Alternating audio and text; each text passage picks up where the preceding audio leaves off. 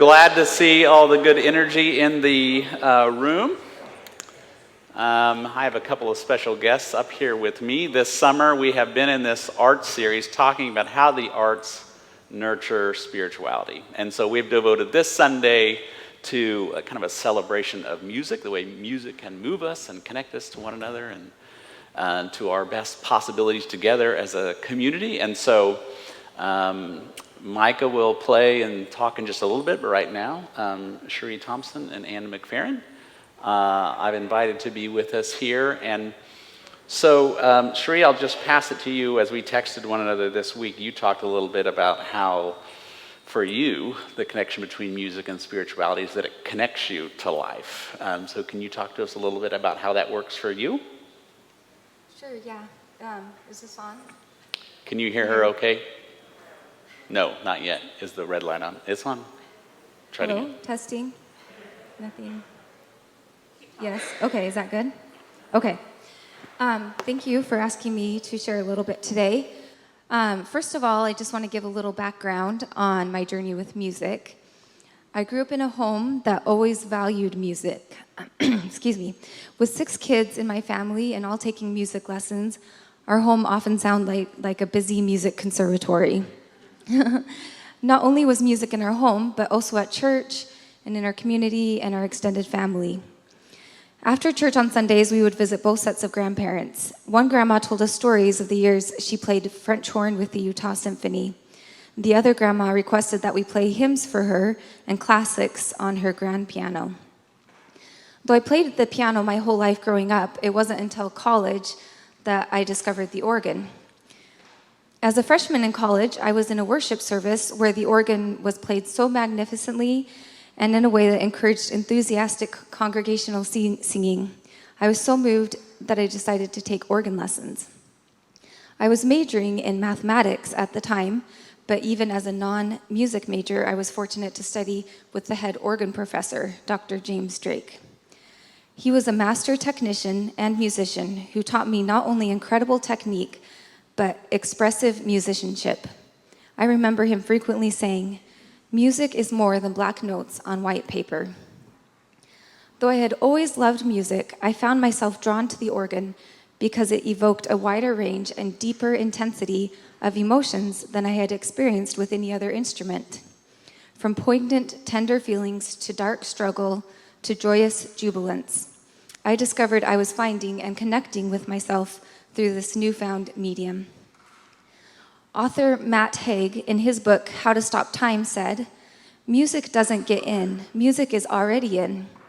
Music simply uncovers what is there, makes you feel emotions that you didn't necessarily know you had inside of you, and runs around waking them all up, a rebirth of sorts." This was my experience with playing the organ. This new discovery and passion led me to change my major and study organ performance. Little did I know this would lead me to many new adventures and opportunities to connect with others and God through music. After completing my bachelor's degree, I went to KU for grad school. As a new master's student, I was intimidated by the playing of the veteran master's and doctorate level students. Overwhelmed as I was, I dove into my practicing and studies, and also worked as an organist in several local congregations. It was during this time that I learned the joy of blessing others' lives through music. I realized that as a quiet, reserved person, playing the organ allowed me to share a little of myself with others in a way that words could not. American composer Roy Ayers said, "The true beauty of music is that it connects people. It carries a message, and we, the musicians, are the messengers." As I worked with musicians in many different settings, I learned that through music, art can be a means in the hands of God to bless lives, gladden the heart, comfort the weary, and in some small way, give meaning to life. In addition to making new connections with people, I came to realize how the organ had a unique spiritual aspect to it that I had never quite fully recognized before. It was on a particular Friday afternoon during a studio organ class that I heard Duraflay's Prelude and Fugue on the Name of a Land. I had never heard such heavenly sounds as this piece played on the famous Wolf organ at the Bales Organ Recital Hall in Lawrence, Kansas. To me, this was the music of heaven. During my graduate years, I spent countless hours listening to the unique characteristics of this particular organ. The beauty of the hall, with its stained glass windows and resonant space, mirrored a French cathedral.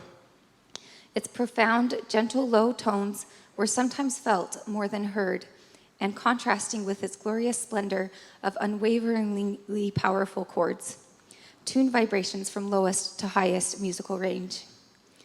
Is it any wonder that such godlike qualities caused the great 19th and 20th century French organist and composer Charles Marie Widor to call the organ the voice of God? Though we are in the heat of summer, I'd like to conclude with a story on the power of Christmas music to connect people. During the winter of 1914, about 100,000 World War I troops were involved in an unofficial ceasefire. It began by German soldiers putting up some candles and Christmas decorations around their trenches.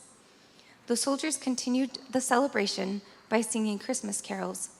The British responded by singing carols of their own. The two sides continued by shouting Christmas greetings to one another and more singing. Soon thereafter, there were excursions across no man's land where small gifts were exchanged. The truce also allowed for a period of peace, so recently fallen soldiers could be brought back behind their lines for burial. In many sectors, the truce lasted through Christmas night, and in some places until New Year's Day. What an unlikely silent night that must have been.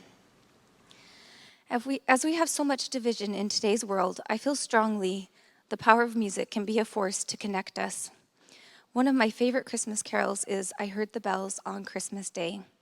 It says in part, "In despair I bow my head, there is no peace on earth, I said, for hate is strong and mocks the song of peace on earth, goodwill to men." Then pealed the bells more loud and deep, God is not dead, nor doth he sleep. The wrong shall fail, the right prevail, with peace on earth, goodwill to men. Never in the history of the world has music been more important because of its unique ability to reach the hearts of all people and touch us for good.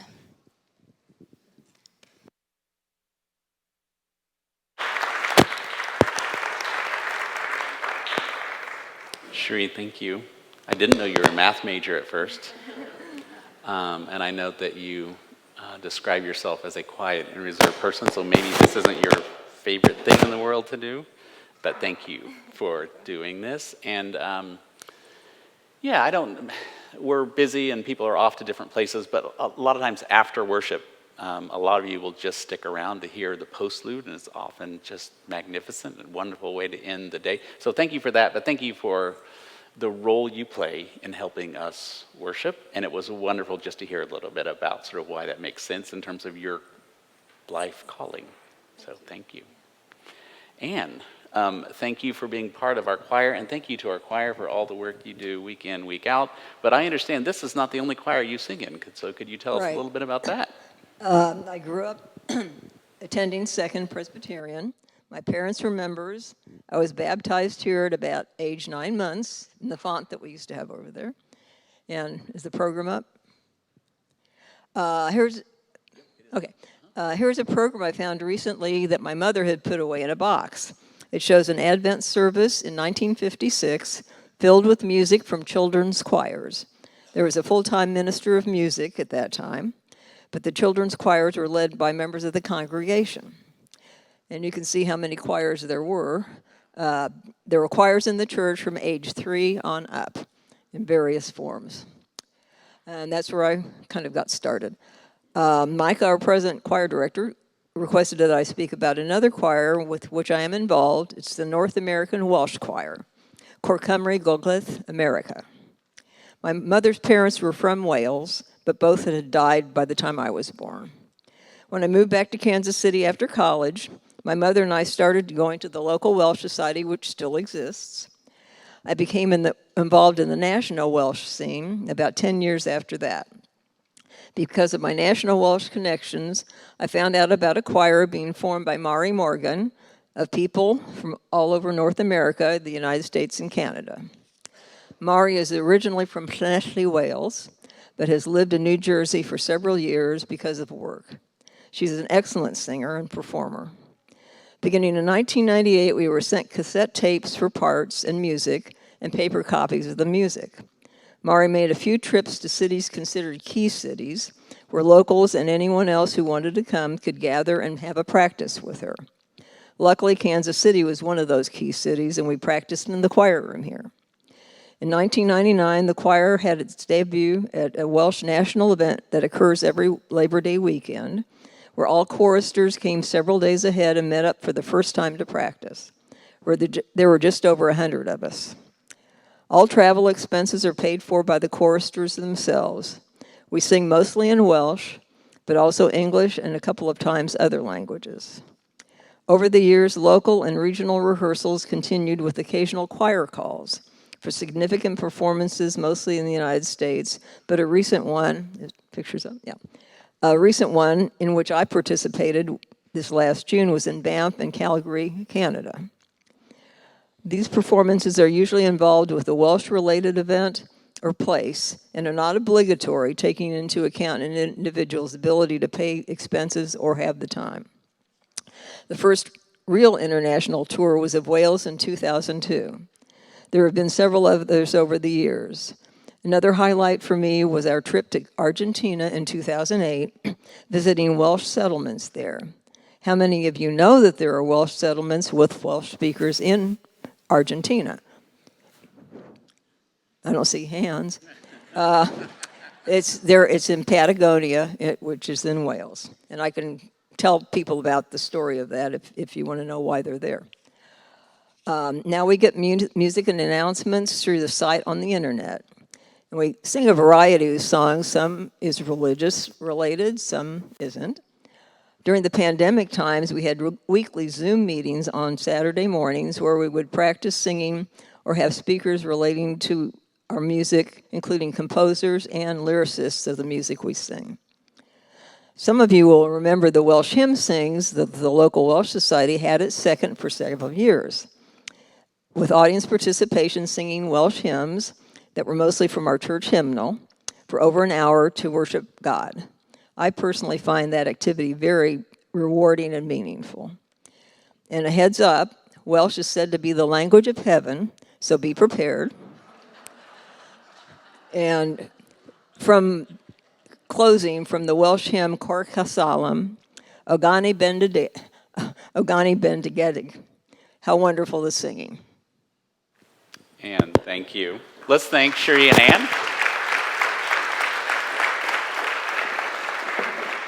Consider yourself commissioned from here to sing in the Welsh choir. Thank you.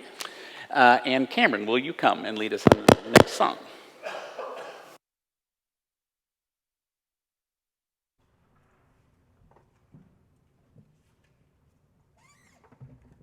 Hi, my name is Cameron. I've been singing here at Second for a few years now as the alto section leader. Today I'm going to be singing Can't Help Falling in Love by Elvis. I chose this song specifically because growing up as the youngest of the family, I didn't have a great relationship with my brother because I was the crybaby little sister and he was the 9 years older than me, cool high schooler, so we weren't friends. But growing up, and once he deemed me old enough to be his friend, he asked me to sing this at his wedding for his first dance to surprise our mother. So it was a very special moment for our family and kind of signified the beginning of our relationship that we have now. So.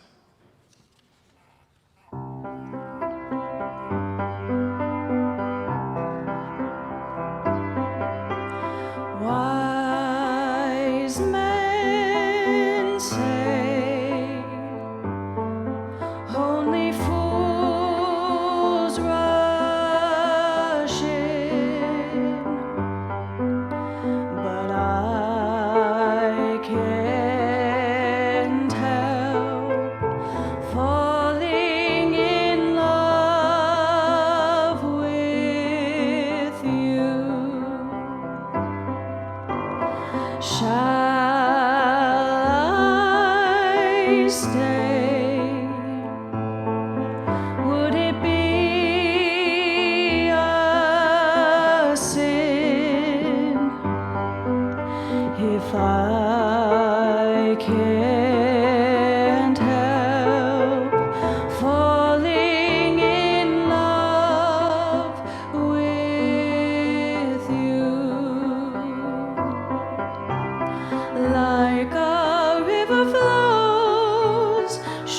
surely to the sea, darling, so it goes. Some things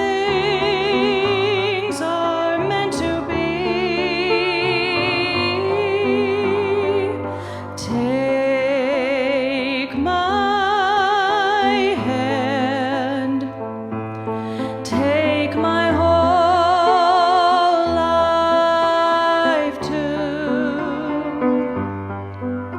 for I can't help falling in love with you. Like a river flows surely to the sea, darling, so it goes. Some things are meant to be. Take my hand, take my whole life too, for I can't help falling in love with you, for I can't help falling in love with you.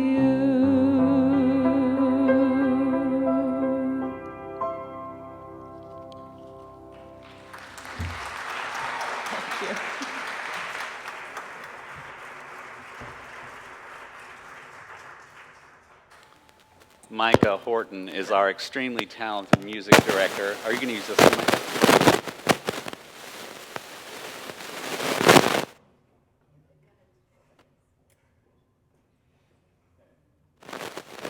Am I still on? So I asked Micah to play and sing. I don't know what order in which he's going to do that, but either one will work.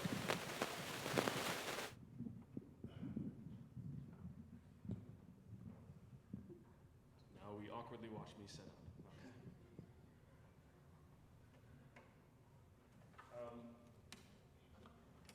Can we get another hand for all the folks who shared so far this morning?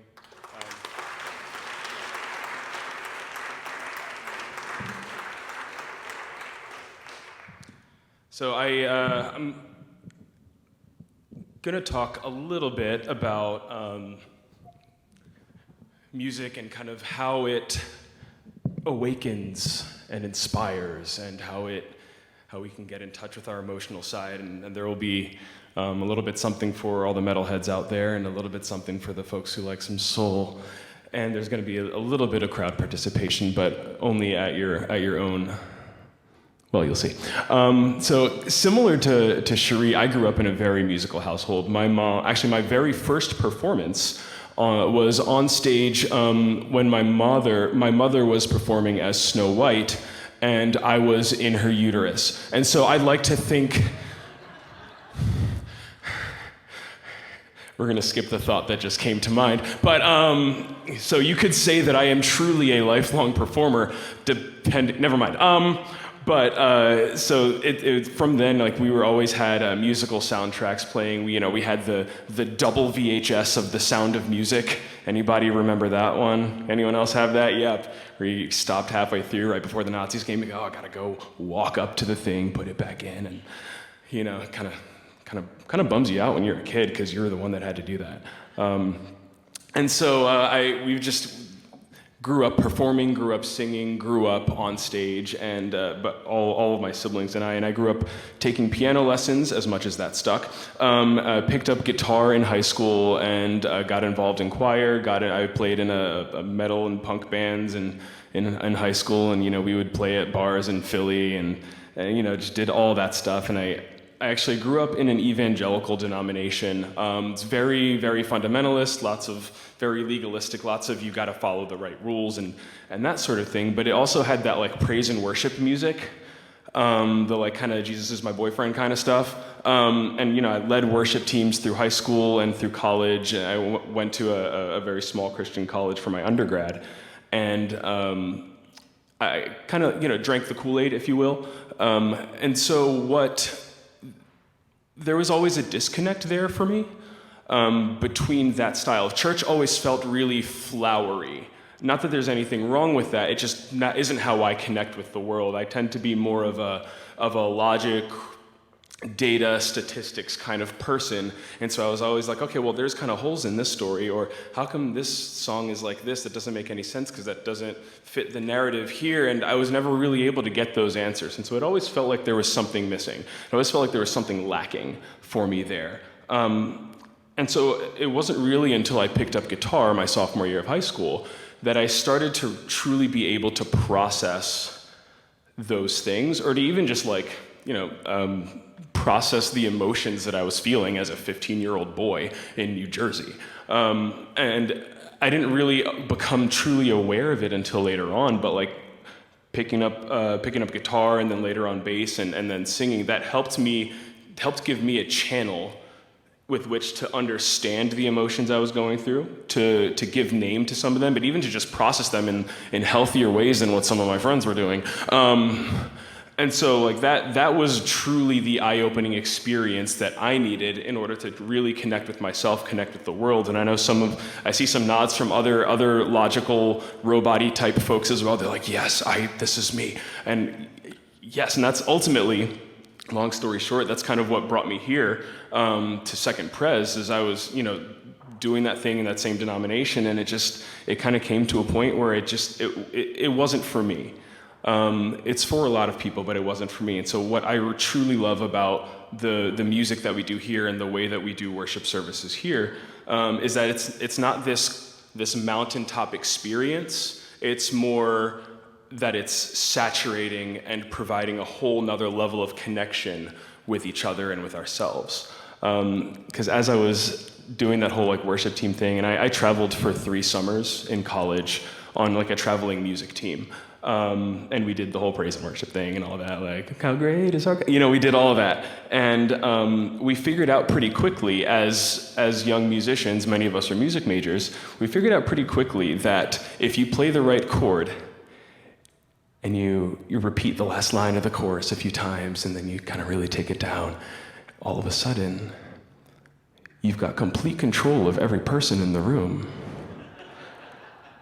And I could talk about how much I love buffalo wings. And they would eat it up, and then we could keep singing about buffalo wings, and then you just bring in the drums real heavy and tag that chorus a few more times, and everybody is like, oh my gosh, I want some buffalo wings.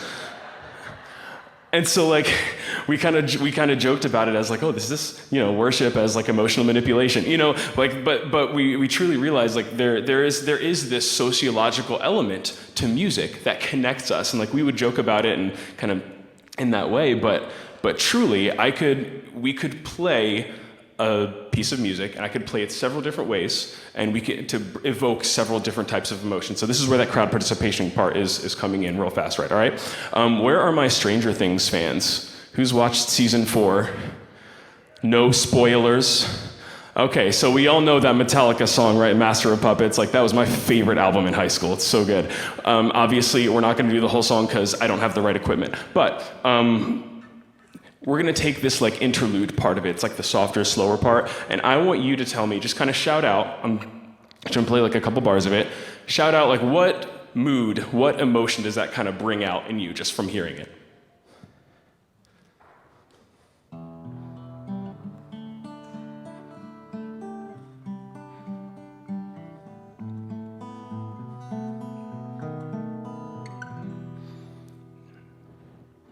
What's it given? Calm. Anything else? What was that? Fear? Ooh, I like that. Got a minor chord? All right, cool. Okay, so what if I played it a different way?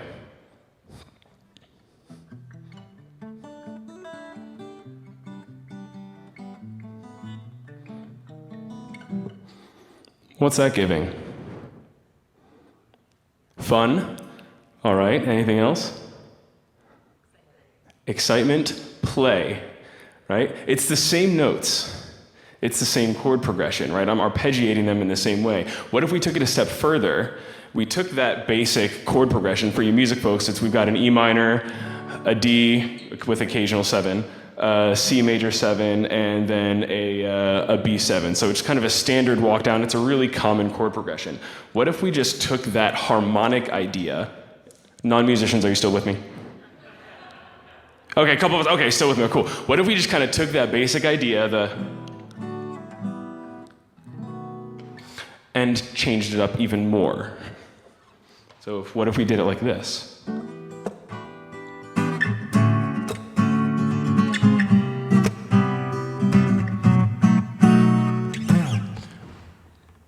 What's that giving? Funky, is that what I heard? Joy. What else? Dance. Okay, yeah, dances. If you're not moving your butt, you're doing it wrong with that. That's got a groove. What else? Anything else? A ringtone. You know what? Connect me with the ringtone people. I'm trying to make some side cash. All right, that'd be nice. Get the little... Yeah, so like we can take this one idea and all of those different moods, all of those different feelings popped out of it. Even ringtone, dance, fun, like those can be related, but we all interpret things differently, right? Somebody could stand up here and recite a Paul Laurence Dunbar poem, and each of us would take something different out of it. Not necessarily wrong, but that it's informed by our personal experience, right? And that music, poetry, all of these things that we've been talking about this summer, it has that power. And that's been one of my favorite things about it, is it can evoke joy. We can give name to things. We can experience things with one another as well as learn things about ourselves through this medium. That's just a beautiful thing that you can't really get anywhere outside of the arts. Feel free to debate me on that if you disagree. I truly am open to that. And so Jared did twist my arm into performing a little bit today. So, and similarly, not similarly. And so this song I'm gonna sing is "Jesus, Children of America" by arguably the greatest musician of the 20th century, the Stevie Wonder. But it's not going to be his original version off of the Inner Visions album. This is a conceptualization of it by a newer jazz, neo-soul, hip-hop fusion kind of pianist named Robert Glasper. He recorded a version of it about 10 years ago with Layla Hathaway. You guys know Donny Hathaway, The Voice? Yeah, for all we know. His daughter is an insane vocalist. If you've not heard of her, please check her music out. It's okay, all right. Cool. So this is Jesus, Children of America. This song has connected with me because I've always been a bit of a cynic and a skeptic, and I truly like the way that it kind of calls us out for some of the things that perhaps we don't always do best as the church, and really calls us to authenticity and realness.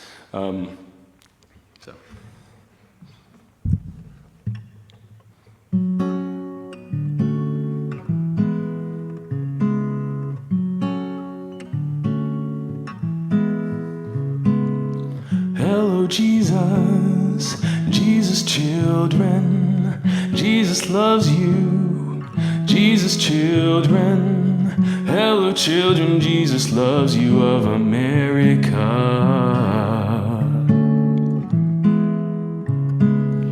Are you hearing what he's saying? Are you feeling what you're praying? Are you hearing, praying, feeling what you say inside? You'd better tell your story fast. And if you lie, it will come to pass.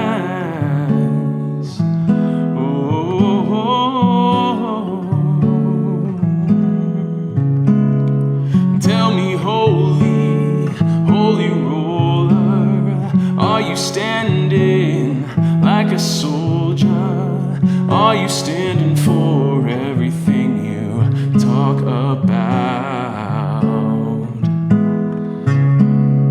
Transcendent Transcendental meditation speaks of inner preservation. Transcendental meditation gives you peace of mind. You better tell your story fast. And if you lie, it will come to pass. You better tell your story fast. And if you lie, it will come to pass. Oh, no, no, no, no.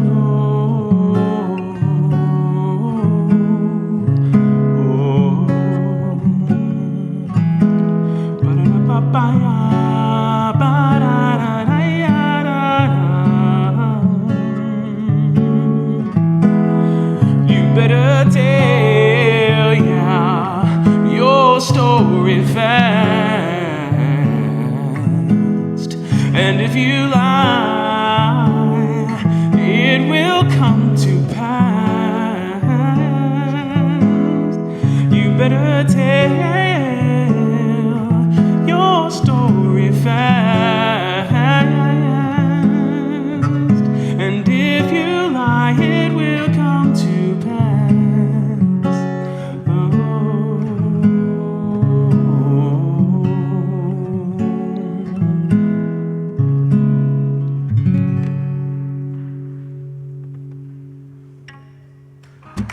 Thank you.